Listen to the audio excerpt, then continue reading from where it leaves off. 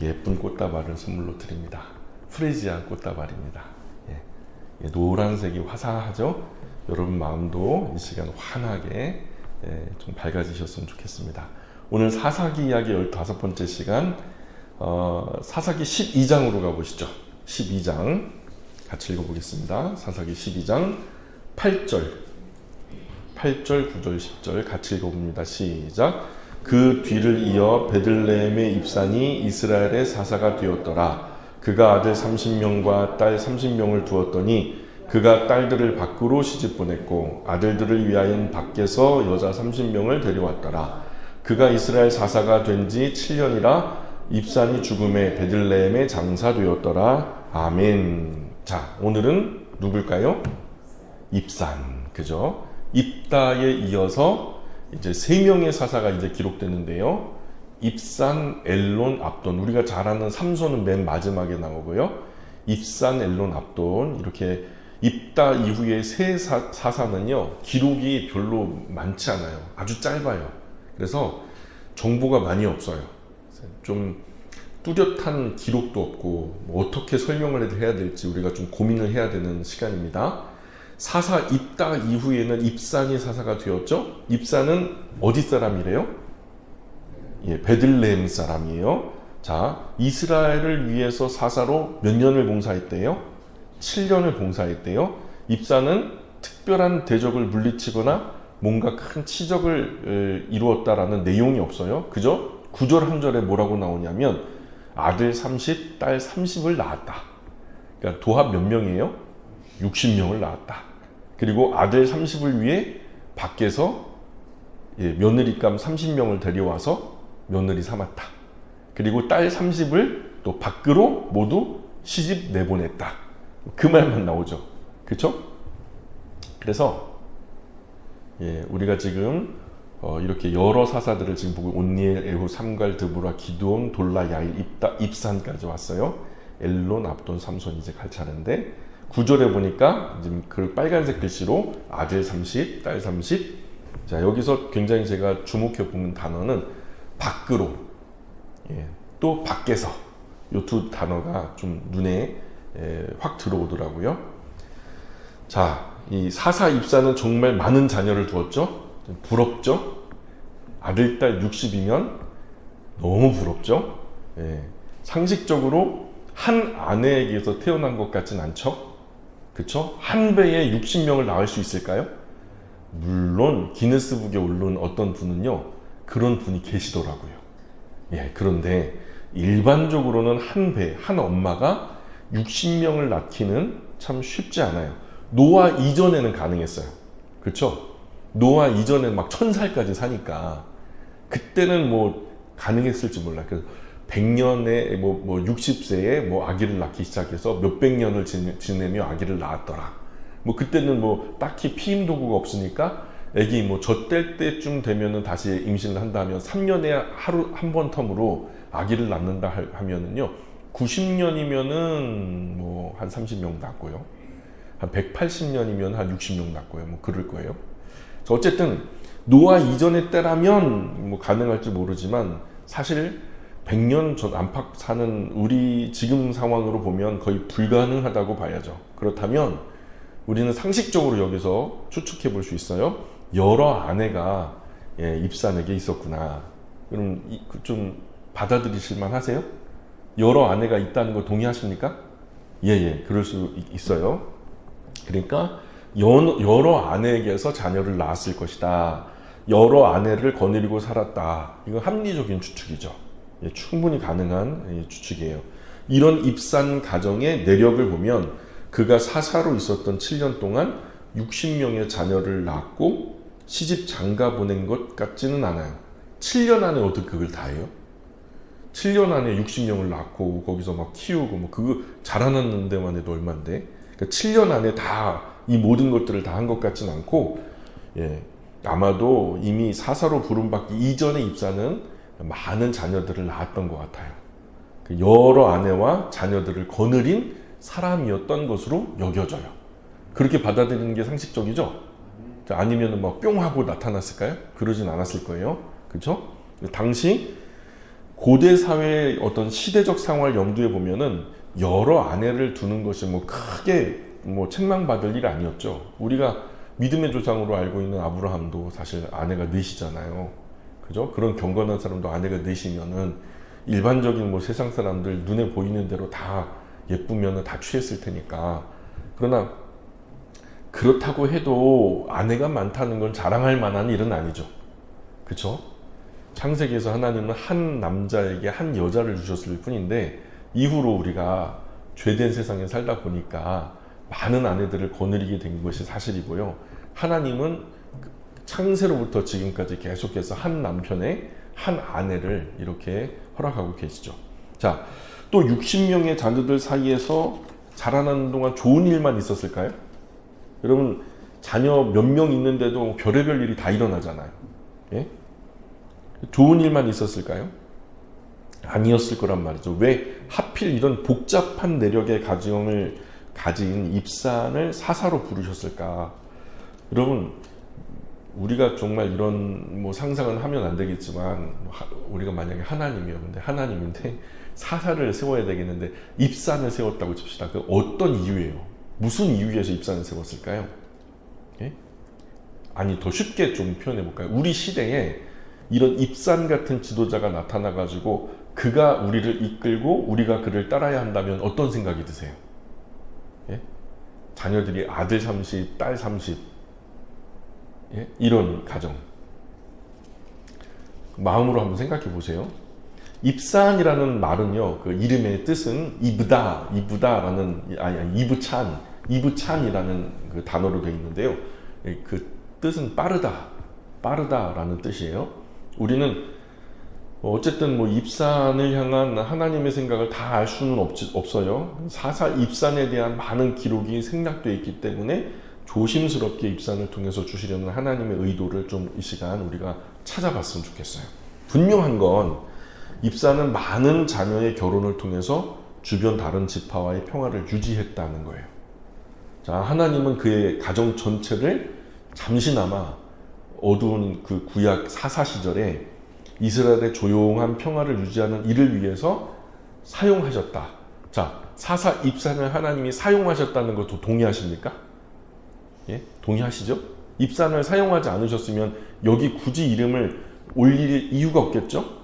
자, 그런데 9절 보세요. 9절 보니까 그가 아들 30, 딸 30 두었더니 그가 딸들을 밖으로 시집 보냈고 아들들을 위해는 밖에서 여자 30명을 데려왔더라. 그가 이스라엘 사사가 된 지 7년이라. 자, 여기서 밖으로 또는 밖에서라는 말은 두 가지로 우리가 생각할 수 있어요. 첫 번째는 입산이 속한 스불론 지파 외의 다른 지파에서 며느리감을 데려왔다. 그리고 자신의 30명의 딸들을 12지파, 스불론 지파 외의 다른 지파들로 시집을 보냈다. 이게 첫 번째 해석이에요. 그리고 두 번째 해석은 이스라엘 지파 외에, 이스라엘 외에 다른 나라로, 이방 민족들로 딸들을 시집 보냈고 이방 민족의 딸들을 30명 데려다가 우리 아들들에게 결혼시켰다. 이렇게 해석할 수 있죠. 두 가지 해석 가능하죠. 예.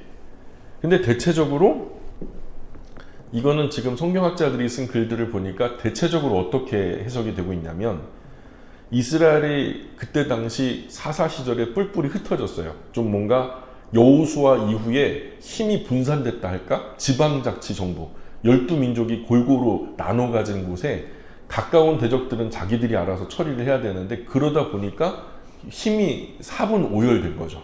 자, 그런데 이스라엘의 세력을 더 크게 키우기 위해서 입산이 속한 지파 외에 다른 지파들과 정략 결혼을 시켰다.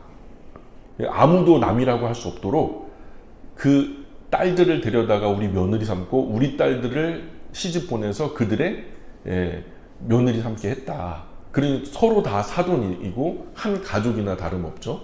그렇죠? 그래서 그렇게 이스라엘 연합의 힘을 더 키웠다. 이렇게 해석하는 거예요. 저는 이게 타당하다고 봅니다. 그렇게 보는 이유는 이스라엘 지파 외에 다른 민족과 이방 민족과 자녀들을 결혼시켰다고 보기는 조금 어려운 부분이 있어요. 왜냐하면 가나안 정복 당시 하나님은요, 이방 민족과의 결혼을 철저하게 금지하셨어요. 가나안 땅에 왜 들어가는데요? 그들의 죄가 관영해서 그들을 거기서 뽑고 이스라엘을 심는데, 그들과 문화적인 교류, 어떤 결혼, 어떤 것도 같이 교류하지 못하도록 하나님은 완전히 단절하게 하셨거든요. 그러면서 철저하게 금하셨던 것이 서로에게 아들이나 딸을 주는 거, 결혼시키는 거, 이거 안 된다는 거예요.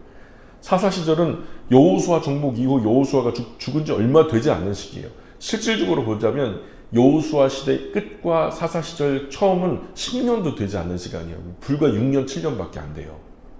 그러니까 그 엄위한 명령이 아직 이스라엘 백성들 마음속에 남아 있었을 때, 그래서 여호수아가 죽은 지 얼마 되지 않은 시기, 아직 이방 결혼 금지의 룰이 이스라엘 각 지파들 안에 아주 선명하게 인지되고 있었던 시절이었다. 저는 그렇게 생각해요.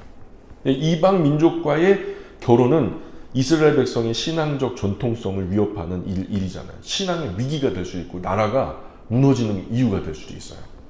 그래서 하나님께서 세우신 사사가 자녀를 이방 민족과 결혼시켜서 신앙의 전통성을 무너뜨리는 일만 하다가 그만뒀다면, 그렇게 7년 동안 이방 사람들과 결혼시키고 이방의 딸들을 데려다가 내 아들들과 결혼시키고 내 딸들을 데려다가 이방의 남자들에게 결혼시켰다면, 그런 일만 하다가 사사의 직무를 끝냈다면 12사사 이름에 그 이름이 기록됐을 리가 없죠.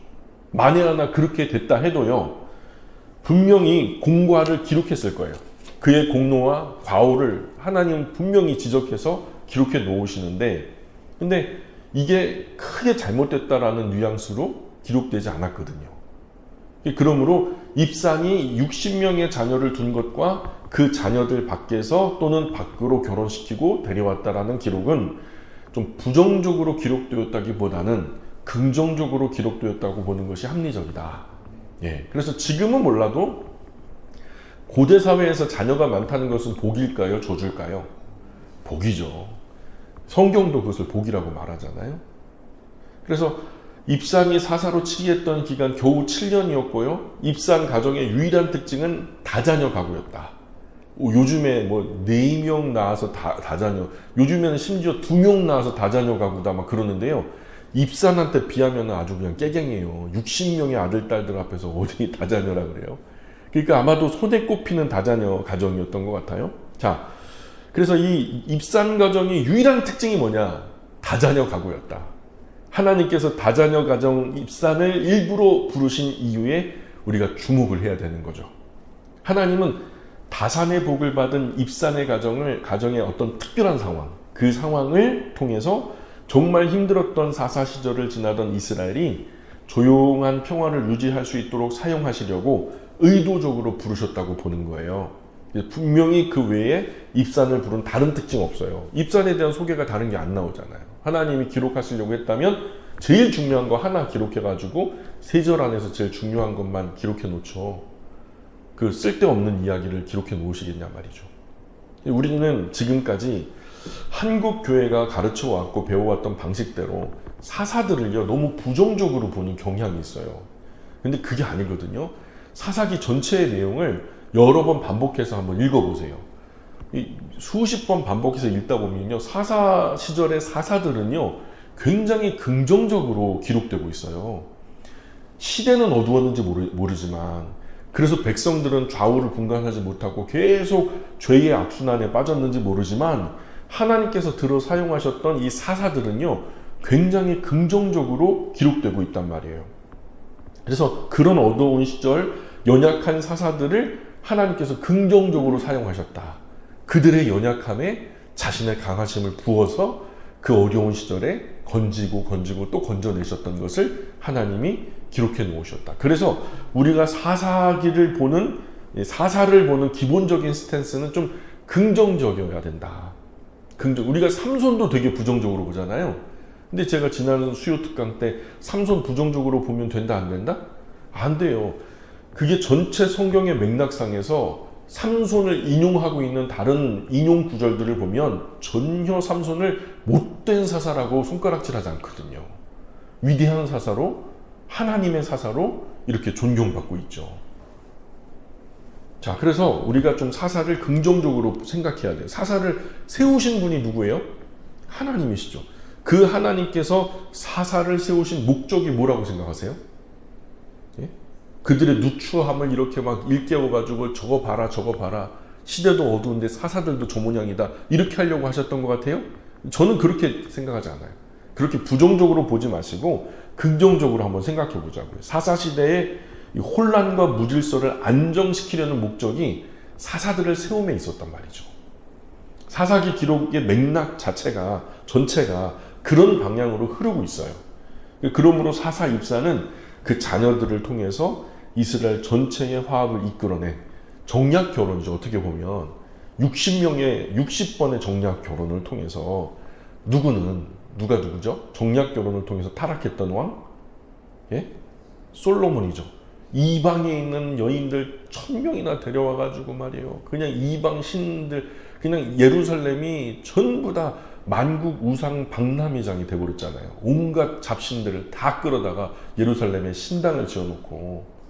그렇게 타락할 수도 있지만 같은 이스라엘 나라 안에서 12지파에 속한 여러 가정들과 서로 정말 정략 결혼을 했다면 아마 이스라엘 전체가 서로 한 가족처럼 아주 견고하게 묶여졌을 거다. 저는 그렇게 생각해요. 그래서 이스라엘 전체의 화합을 이끌어낸 사사로 우리가 보는 것이 합당하다. 그래서 10절에 보니까 10절 읽어볼게요. 시작. 입산이 죽음에 베들레헴에 장사되었더라.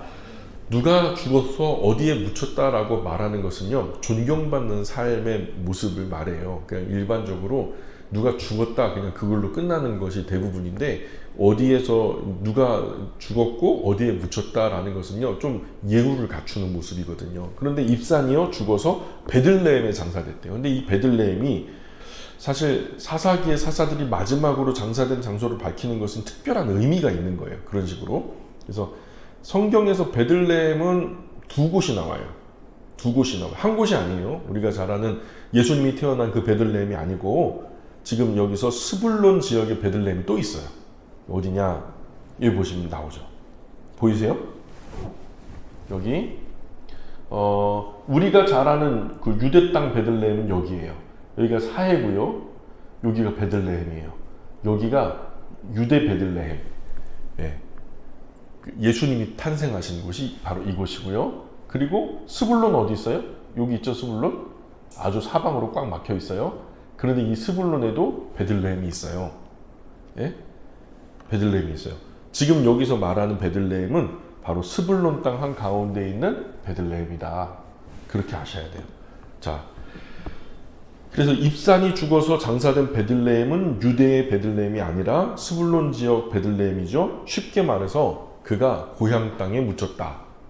그가 고향 땅에 묻혔다. 고향 땅에 장사된 기록은 입산의 행적이 고향 사람들에게 부끄럽지 않았다. 그 이름을 기념할 만한, 기억할 만한, 오히려 기념할 만한, 기억할 만한 그런 존경받는 삶을 살았다. 이렇게 여겨지는 거죠. 그래서 베들레헴 사람들은 7년 동안 사사로 이스라엘의 안정을 도모했던 입산을 아주 자랑스럽게 받아들였다라고 보는 것이 맞다는 거예요. 자, 사랑하는 여러분, 여기서부터 우리가 좀 생각해 봅시다. 자, 사사 입산을 보면요, 어떤 생각이 드세요? 사사 입산이 뭐 큰 기록이 없고 뭐 걸출한 어떤 역사가 없지만, 자, 하나님 안에서 사랑하는 아내 또 남편을 만나서 서로 뜨겁게 사랑하며 살다 보니까 가장 깊은 사랑의 순간에 내가 나를 열어주고 너가 너를 열어주어서 가장 깊은 뜨겁고 깊은 사랑의 순간에 정말로 온전히 하나가 되죠. 부부간의 사랑만이 하나님의 사랑을 온전히 대변할 수 있는데, 자, 그런데 그런 사랑하는 아내, 사랑하는 남편을 만나서 뜨겁게 사랑하며 살다 보니까 그 소중한 생명의 열매, 또 사랑의 열매로 우리 귀한 자녀들, 아들, 딸들이 생겼잖아요. 그죠? 그러니 하나님께서 우리에게 주신 이 귀한 사랑의 열매, 생명의 열매, 아들과 딸들을 경건하게 잘 키워서 경건하고 건강한 가정에 시집 장가 보내는 것도 하나님 보시기에 정말 귀한 일이 될 수 있다는 것을 이 시간에 생각해 보는 거예요. 입상이. 그가 자녀들 60을 이리저리 결혼시킴으로 인해서 흩어졌던 이스라엘의 세력이 온전히 화합이 되고, 그렇게 결속된 이스라엘 나라의 일원화된 힘 때문에 대적들이 감히 그 경계를 넘어설 수 없도록 만들었을 것이다. 어떤 아버지는 그래요. 이런 기사들을 이렇게 하면은 꼭 삐딱하게 생각하면서, 그러면요 목사님, 여러 아내를 두어서 많은 자녀를 두어야 할까요? 그렇죠? 여러 아내를 두는 게 맞다고 생각하세요? 요즘 시절에? 이렇게 삐딱하게 고민하는 분도 있을 거예요. 그건 절대 아니죠. 성경은 말씀해요. 고대 사회가 그런 것이 상식처럼 그냥 일반화되어 있었는지 몰라도, 그래도 그 시절에도 원칙은 뭐다? 한 남자에게 한 여자만 허락하셨다. 말라기의 말씀을 볼까요? 2장 15절. 말라기 2장 15절 시작. 그에게는 영이 충만하였으나 오직 하나를 만들지 아니하였느냐? 어찌하여 하나만 만드셨느냐? 이는 경건한 자손을 얻고자 하심이라. 그러므로 네 심령을 삼가지켜 어려서 맞이한 아내에게 거짓을 행하지 말지니라. 아멘. 자, 하나님께는 영이 충만하죠. 아주 그냥 충만하고 넘치죠. 그럼 한꺼번에 하나님이 그냥 막 지금 우리 인류가 한 80억인가요? 네. 한 번에 그냥 확 100억을 만들어 버리죠. 영이 충만하니까. 근데 그렇게 하지 않으셨대요. 한 사람만 만드시고 그 한 사람에게서 재우고서 갈빗대 하나만 쳤어요. 갈빗대가 여러 개인데도 하나만 취해가지고 한 남자에게 한 아내만 만들어 주신 거예요. 자, 왜 그렇게 하셨냐 하면 이는 경건한 자손을 얻고자 하십니다. 아내가 여러 대면 경건한 자손 얻기가 참 힘들죠. 그죠? 경건한 자녀를 얻기가 힘들어요. 그 중에 하나는 꼭 삐딱해지거든요.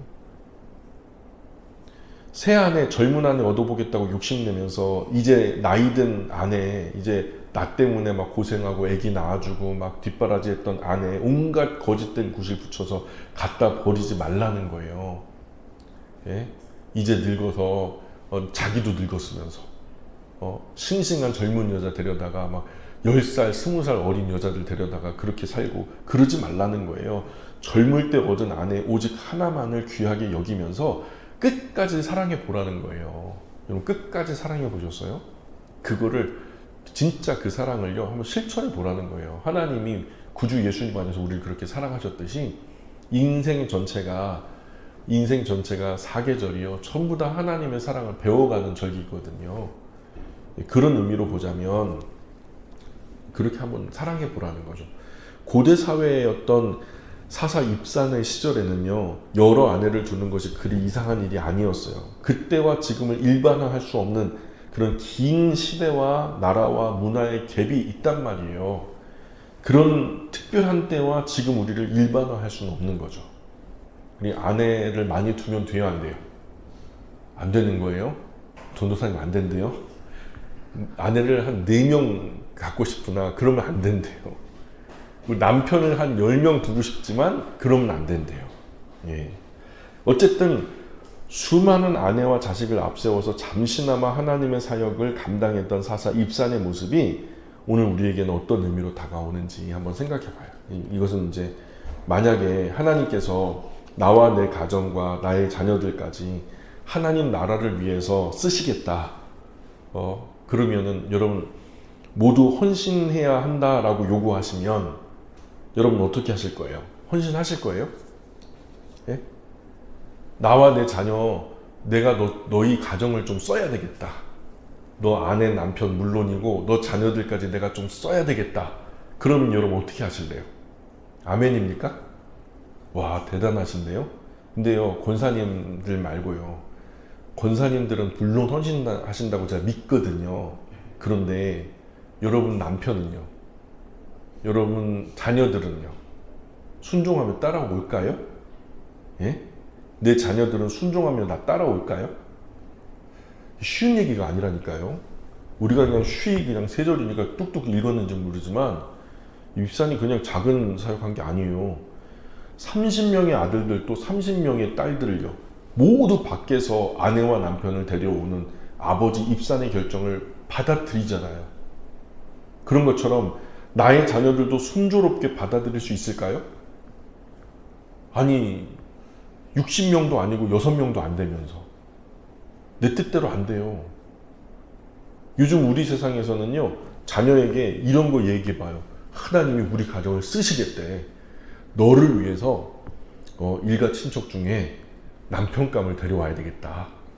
아내감을 데려와야 되겠다. 그러면 여러분 아멘하고 순종할 아들, 딸이 있나요? 아니 아빠 세상이 어느 시절인데 그런 말씀 하세요? 이제 내 얼굴 안 볼라 그래요? 엄마 미쳤어요? 내 인생이야 왜 이래? 왜 이래라 저래라 그래? 내 인생이야. 내가 마음에 드는 남자랑 결혼할 거야. 안 그래요? 여러분 이렇게 생각하니까 입산의 역할이 작은 게 아니죠? 이게 작은 사역이 아니라니까요. 각각 다른 인격체 60개가요 사방팔방으로 흩어지는데 여러분 벌집에서 흩어지는 벌들을 잡아다가 한 벌집에 가둬놓는 게 쉽지 인격을 가진 이 자녀들 60명을 갖다가 어떻게 한 뜻, 한 의지로 묶어내냔 말이에요. 입산의 경우에도 분명히 적지 않은 혼란과 갈등이 있었을 거란 말이에요. 어떤 자녀는 적극적으로 거부했을걸요. 나 절대로 안 해. 때려 죽여도 안 해. 목에 칼이 들어와도 안 할 거야. 또 어떤 자녀들은 자기들 인생이니까 자기들 맘이라고 자기들이 선택하겠다고. 내 짝꿍인데 왜 아빠가 결정해. 내가 알아서 할 거야. 주장했을 것이고. 그런데 그런 자녀들을 설득하고 순종해서 사사 시절 입산 가정을 향한 하나님의 뜻을 이루어 드린 거잖아요. 결론적으로는 그렇게 된 거잖아요. 오늘 우리에게 이런 일이 일어난다면 여러분 자신 있어요? 자신 있냐고요? 솔직히 저는 자신 없어요. 이제 네 놈 중에서 한 놈이 이제 성인이 됐는데요. 얘가요 성인이 되면서 지 멋대로 가거든요. 엄마 아빠가 아무리 잔소리를 해도 말이 안 맥혀요. 여러분은 지금 세상의 현실 속에서 어떤 결정하실 수 있을 것 같아요? 내가 입산의 상황이라고 하면 어떻게 하실래요? 하나님은 나와 나의 가정, 나의 자녀들까지도 하나님 나라 영광을 위해서 온전한 헌신자로 세워지기를 원하시죠. 쓰임받기를 원해요. 먼저 우리를 부르신 건 바울의 말대로 하면 먼저 우리를 부르신 것은 우리 뒤에 오는 이들을 인도하기 위함이라고 우리를 그렇게 하기 위해서 먼저 부르셨노라고. 근데 어떤 분들은 착각하기를 우리를 왜 부르셨냐 그랬더니 천국 가게 하려고 부르셨대요. 아 물론 천국은 나중에 들어가지만 그러면은 죽기 직전에 그냥 부르시지. 근데 우리를 구원하신 다음에 한참 동안 살게 하시잖아요. 우리를 구원하신 다음에 한참 동안 살게 하시잖아요. 바울의 말이 맞는 거예요. 우리 천국 간다면요 그냥 우리가 딱 예수님 믿는 순간 우리를 데려가셔야 돼요. 근데 그게 아니라 먼저 부르신 이유는 우리가 쓰임새가 있어요. 하나님 필요하셔서 먼저 부르신 거예요. 우리 뒤에 아직 예수님을 알지 못하는 많은 사람들을 주님께로 인도하게 하기 위해서. 자, 그래서 한마디로 온 가정이 하나님 섬기는 일에 우리가 하나가 되게 하기를 원하세요. 교회는 부모님을 바른 신앙의 길로 인도해야죠. 교회의 기능이 그거예요. 저는요 다른 거 차떼고 포떼고 전부 다 교회가 다 떼고 딱 하나 해야 된다면 주일날 예배, 공동체 예배 드리면 끝나요. 그 안에 신앙 고백도 있죠. 찬송도 있죠. 주님 부르시는 그날까지 일주일에 한 번씩 모여서 진실한 예배를 드리면 여러분 그거 때문에 우리 구주 예수님께서 칭찬하실 거예요. 뭐 다른 거 뭐 구제했다, 봉사했다, 뭐 여타 수많은 이야기들 다 덧붙이지 않아도요. 그거 하나만으로 본질이거든요. 그게. 근데 또 하나 붙이자면요. 하나님의 말씀 가르치고 배웠다. 이것은 두 손가락에 꼽히는 본질이거든요. 근데 세 번째가 뭐냐면 가르치고 배우는 중에서 그게 뭐냐? 이 교회를 통해서 건강한 부모님들이, 경건한 부모님들이 생겨났다. 저는 그것은 정말 세 손가락 안에 꼽히는 교회의 본질이라고 생각해요. 그래서 제가 늘 말씀드리죠. 교회는 부모는 자녀를. 무슨 말인지 가세요? 부모는 자녀를 하나님 나라 일꾼으로 인도하고 이끌어야 되는 거예요. 그거 교회에다 맡길 생각하면 안 돼요. 교회가 무슨 우리 자녀를 나보다 더 잘 알아요? 세상에서 자녀를 사랑하는 사람이 있다면 누구예요? 나지. 부모된 나 아니겠어요? 지들도 자기를 사랑 안 해도 자기를 사랑하지 않을 때 나는 끝까지 사랑할 수 있는 그 사람이 부모님이에요. 그러니 그런 부모님의 마음을 가지고 아이들을 사랑하면서 하나님 아버지의 마음을 배우는 거지. 교회는 부모를, 부모는 자녀를. 입산 자녀 60명 모두 한결같이 아버지 입산의 요구대로 밖에서 온 사람들과 결혼하죠. 또 밖으로 또 시집을 나가요. 부모와 자녀들 사이에 그 어떤 불화 불씨를 해결한 결과였단 말이에요. 그 우여곡절은 우리가 잘 몰라요. 그러나 없지 않다고 봐요. 만약 그들 중 단 한 명이라도 아버지 입산의 일에 반대했다면 아들 30이 아니라 30 중 28, 딸 30 중 27 이렇게 결혼했다. 이렇게 나오겠죠? 근데 30, 30. 그죠? 하나님 나라를 위해서 헌신자로 하나도 빠짐없이 다 이끌었다. 60명을 낳았는데 60명 전부 다. 우리 시절은 사사시절만큼이나 어둡고 캄캄하죠. 그러나 그런 사사시절에도 자신의 자녀를 하나님 나라 영광의 일들로 이끌었던 사사 입산을 보면서 우리도 우리 자녀를 하나님 영광의 일들에 헌신하게 할 수 있는 위대한 일꾼으로 키우는 것이 불가능하지 않겠냐, 불가능하지 않겠다라는 생각을 하는 거예요. 우리도 하면 할 수 있겠다. 입산이 60명 아이들을 그렇게 하나님의 뜻에 줄 세웠다면 오늘 우리는 조금 더 수월하지 않겠나. 근데 여기서는 좀 진실하게 허투루 하지 말고요. 해봤다. 과거 나도 그래서 봤어. 나도 기도해 봤어. 나도 노력해 봤다고. 안 해본 게 아니거든. 그런 말씀 하지 마시고요. 하나님의 위대한 일꾼으로 키우는 것이 불가능하지는 않겠다. 누구를 보면서 그런 생각을 했냐면 입산을 보면서 그런 생각을 한 거예요. 하나님께서 도와주시면 가능하겠다. 성경에 진짜 대단한 인물이 많아요. 그렇죠? 그런데 사실 따지고 보면요. 그런 인물을 있게 한 부모님이 더 대단하죠. 그래서 항상 위대한 인물이 나올 때 그 부모 이야기를 해요. 그죠? 그런 부모와 가정 안에서 자라난 그 자녀가 태어나서 그 시대를 위해서 그렇게 위대하게 사용하신 그 하나님은 더 대단한 분이고요. 부모님도 대단하지만 그런 부모 아래 그런 자녀가 자라고 그들을 통해서 하나님의 위대한 일들을 이루신 하나님은 더 영광 받으실 분이고요. 과거에는 많이 경험한 사람이 많이 알아요. 그래서 과거에는 누구한테 가가지고 여쭤요? 많이 사신 어르신들. 그런 분들 뭐라 그래요? 긴 장자, 늙을 노자. 그래서 많이 사셔서 머리가 희끗희끗 늙으신 분들, 장로라고 하죠. 엘더. 인생 많이 사신 분들은 경험도 많을 거 아니에요. 그러면 젊은 사람들이 가가지고 이런 때는 어떻게 해요? 저런 때는 어떻게 해요? 그러면은 지혜의 말들 주시거든요. 근데 그래서 되게 경험이 부족한 자녀는 경험 많은 부모에게서 지식을 배웠던 것이 고대 사회였다면 지금은 좀 양상이 달라졌어요. 여러분이 잘 알아요? 자녀들이 더 잘 알아요? 예? 솔직히 말해보세요. 예? 이 시대와 지금의 현상을 우리가 잘할까요? 우리 자녀들이 더 센스 있게 잘할까요? 여러분 키오스크 다룰 줄 알아요? 가서 커피숍에 가가지고 거기서 샷 추가하는 거 알아요? 예? 그거 애들은 몇십 초 만에 뚝뚝뚝뚝 해가지고 바로 이제 보너스 받고 막 별의별 거 다 하거든요. 저는 우선은 품에서 돋보기부터 꺼내요. 그럼 뒤에 눈치 줘요. 옆으로 빠지고 가라 그러고서 다음 하려고 하면 또 누가 오고. 그래서 저는 애들 시켜요. 예.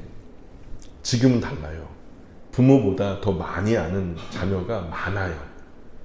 그러면 이 시대에는 우리 부모가 자녀에게 뭘 가르쳐야 할까요? 예? 배워서 습득하는 지식은 사실 부모보다 자녀가 훨씬 더 탁월할지 몰라요. 많이 배웠어요, 자녀들이 더. 그러나 지혜는 다르단 말이야. 지식과 지혜는 다른 거죠? 예. 아는 지식과 지식대로 살아본 결과 얻어진 지혜는요, 근본적으로 그 밀도와 무게가 달라요. 우리 자녀는 지혜로운 부모님의 삶의 모습에서 무한한 지혜를 얻게 되는 거예요. 그래서 제가 명언을 하나 만들었거든요. 따라해 볼까요? 같이 읽어봅시다. 시작. 지식은 습득되지만 지혜는 흐른다. 우리 자녀들에게 우리가 살면서 얻어진 지혜의 이야기들을 그들이 많이 안다고 나보다 더 많이 알 거라고 해서 입을 닫고 계시면 안 돼요. 부모의 사명은 주님 부르시는 그날까지 아이들에게 유익하다고 하면 입을 벌려 말씀하셔야 돼요. 아멘. 그게요, 지식의 말이 아니라니까요. 지혜의 말이라고요. 이 말하기를 포기하면요, 부모 역할 안 하는 거예요. 직무유기라 하나님께 크게 야단 맞아요. 끝까지 자녀에게 지혜의 말들을 흘려보세요. 그리고 잠언에서 가장 큰 지혜가 뭐라고요? 여호와를 경외하는 것. 그죠? 분명한 것은 자녀들은 부모님의 참된 신앙을 존중하면서 그 바른 신앙과 함께 할 때에 하나님의 큰 복을 누립니다. 부모님이 하나님을 공경하며 경외하며 사셨던 것처럼 그 자녀들이 그 선한 길, 옳은 길, 바른 길로 갈 때 자녀들의 인생은 참 복될 거예요. 아멘입니까? 자녀가 부모님과 같은 신앙을 가졌다고 해도 부모님의 신앙적 결단에 동의하고 동참하는 일은 쉽지 않아요. 아이들이 어떻게 엄마 아빠 얼굴 보고서 예배당에 나와서 같이 손붙잡고 일주일에 한 번 예배는 드려줄지 몰라도 그 신앙의 결이 또 그 귀한 일에 동의하고 동참하게 하는 것은 참 쉽지 않다는 거예요. 그러기 위해서 어떻게 해야 되냐? 친밀한 대화를 넘어서서 깊은 영적인 교제를 통한 동질감이 있어야 가능하다는 얘기예요. 우리 부모님들, 우리가 보통은 주일 낮예배 때 나눈 말씀을 가지고 차 타고 오면서 아이들하고 오늘 말씀 어땠어? 뭐가 기억에 남아? 그런 거 한번 대화해 보셨어요? 이 말씀이 나는 이런 부분에서 조금 마음에 찔림이 있었어. 나는 이러이러한 부분에서 하나님께서 나에게 말씀하시는 것처럼 느껴졌어. 이런 인사이트라는 거 있잖아요. 그 말씀 중에서 내 안에 콕 와서 박히는 것들, 그런 것들을 서로 나누어 보셨냐고요. 그거 안 나눠 보셨으면 잘못하신 거예요. 자, 친밀한 대화를 넘어서서 깊은 영적인 교제를 통한 동질감이 있어야 돼요. 마치 친구처럼 이제는 신앙 이야기 하셔야 된다고. 옷 뭐 샀어? 어느 식당이 맛있어? 뭐 이런 신변 잡기에 여러 가지 그냥 이상한 이야기, 세상 이야기 하지 마시고, 저는 그게 가장 고상한 그리스도인의 가정이라고 봐요. 하나님 말씀 이야기 한번 시도해 보시라니까요. 멀리 떨어져서 따로 사는 친구들도 있죠. 자녀들도. 그렇죠? 근데 가족끼리 성경 읽기표 같이 공유하시잖아요. 그렇죠? 그러면은 같은 본문을 읽으실 거 아니에요? 그렇죠? 그러면은 아침에 읽었던 그 말씀 아이들이 잘 읽고 묵상했다면 저녁에 같이 자기 전에 어떻게 오늘 잘 일 끝났냐? 오늘 아침에 말씀 잘 읽었어? 엄마는 이거 읽었는데 이런 말들이 나의 마음에 참 크게 와닿네. 딸은 어땠어? 아들은 어땠어? 이렇게 얘기해 보는 것도 나쁘지 않죠. 아이들이 그런 식으로 배우는 거죠. 입산의 자녀들은요, 사사로 치리하던 아버지의 신앙적 결단과 이스라엘 나라 이 안정에 자기들의 삶을 결단했고 동참했어요. 그 결과 나라도 가정도 개인도 안정됐고 평안한 복을 누렸단 말이죠. 성경이 그렇게 기록되어 있어요. 분명한 것은 사사 입산의 가족처럼 하나님은 우리 가정을 사용하기를 원하신다는 거예요. 믿으십니까? 입산의 가정처럼 우리 아내도, 우리 남편도, 우리 아이들도 하나님이 크게 활용하기 원하세요. 하나님 뜻대로 헌신된 가정은 반드시 당대는 물론이고요, 그 후손이 큰 복을 누립니다. 이 가장 잘 되고 복 받는 일이에요. 확실한 사실이죠. 온 가족이 함께 하나님을 경외하는 믿음의 가정을 만들어 가자고요. 함께 하나님을 경외하는 믿음의 가정. 또 온 가족이 함께 이 땅의 성공과 부유와 명예와 권세, 사람들 비교해가지고 비교적 잘 살고 비교적 못나고 그것 때문에 비참해하고 교만해하고 할 것이 아니라 결국 우리가 다 하나님 나라 가서 만날 텐데 우리가 하나님 나라를 소망하는 소망의 가정 만들어야 되지 않겠어요? 결국은. 또 마지막으로 그렇게 살아가는 동안 우리가 온 가족이 함께 하나님 사랑하고 이웃 사랑하는 주님 예수님의 명령을 실천하는 그런 가정과 가문 되어야 되지 않겠어요? 제가 너무너무 아파가지고 오는데요. 택시를 탈 수밖에 없어요. 버스를 못 타겠더라고요. 그래서 짐 바리바리 들고 아내가 아이들 챙기느라고 바빠가지고 제가 이제 퇴원을 하는데 이제 택시를 탔는데 인사를 했더니 뭐 이렇게 몸에 주렁주렁 달고 있으니까 뭐예요 도대체. 방금 수술 받고 무통주사 달고 나왔어요. 그랬더니 택시기사 아저씨가 아이고 야 그 많이 불편하시겠다고. 그런데 찬양이 흘러나오는 거예요. 택시에서. 그래서 106.9가 틀어져 있어요. 그래서 기독교 방송 아이고 그리스도인이신가 봐요. 그랬더니 예, 저 신앙생활 합니다. 교회 어디 다니세요? 그랬더니 여기 양일교회 다닌대요. 15년 됐대요. 아 그러세요? 참 멋지세요. 그랬더니 그때부터 이제 저도 그 시청 앞에서 우리 조그만 교회에 같이 섬기고 있습니다. 그랬더니 그리스도인이신가 보다고. 그러면서 이제 얘기가 나왔는데 자기 간증을 하는 거예요. 근데 이 어르신이 연세가 많으신데 그냥 이렇게 와도 되는데 이렇게 돌아서 이렇게 해갖고 우리 아파트까지 돌아서 오시더라고요. 그래서 어쨌든 오시는 동안에 그분이 어떻게 예수를 믿게 됐는지에 대한 이야기를 들었어요. 간증한 거죠. 그래서 도착하니까 한 7,600원 이렇게 나왔더라고요. 그래서 제가 지갑도 없고 아무것도 없으니까 스마트폰으로 계좌 이체를 해드렸어요. 근데 10,000원을 드렸잖아요.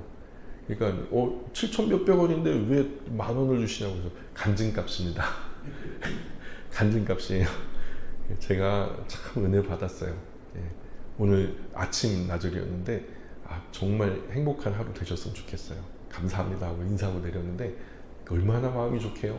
그분도 싱글벙글 하면서 가고 저도 싱글벙글 하면서 가고 우리 가정이 아빠, 엄마, 아이들 할 거 없이 우리 지역에서 그렇게 살았으면 좋겠어요. 좀 여유롭게 막 이게 쟁쟁쟁쟁 하지 말고 좀 이제는 하나님께서 주신 복들을 사방팔방으로 복답게 나누면서 우리가 복 받는 게 아니고 우리가 복이라니까요. 우리를 만나는 사람이 복을 받는 거지. 그렇죠? 그러니까 친밀한 대화를 넘어서서 신앙의 마음 깊은 대화까지도 우리 자녀와 이루면서 당대는 물론이고 다음 세대까지도 신앙을 계승할 뿐만 아니라 하나님의 큰 복을 누리는 믿음과 소망과 사랑의 가정, 가문 되시기를 주님의 이름으로 축원합니다. 기도하겠습니다.